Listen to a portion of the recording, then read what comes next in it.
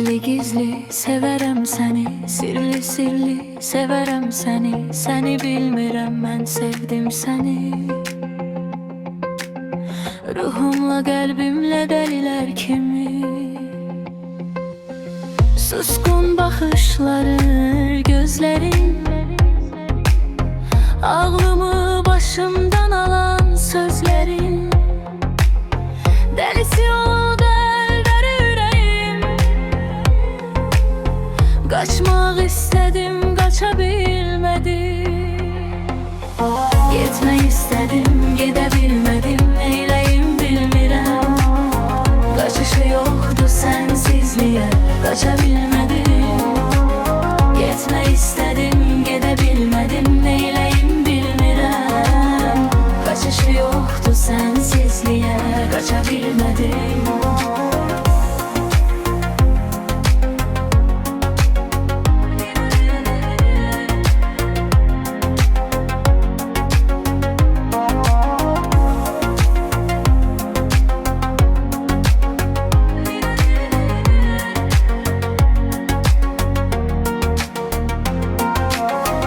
Uzaqlaşmağı bacarmıram mən gözəl gözlərdən, özəl gözlərdən.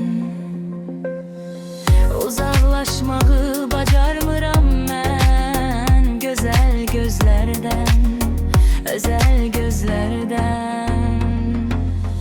Getmək istədim, gedə bilmədim. Neyləyim bilmirəm. Qaçışı yox sənsizliyə, qaça bilmədim. Getmək istədim, gedə bilmədim. Neyləyim bilmirəm. Qaçışı yox sənsizliyə, qaça bilmədim.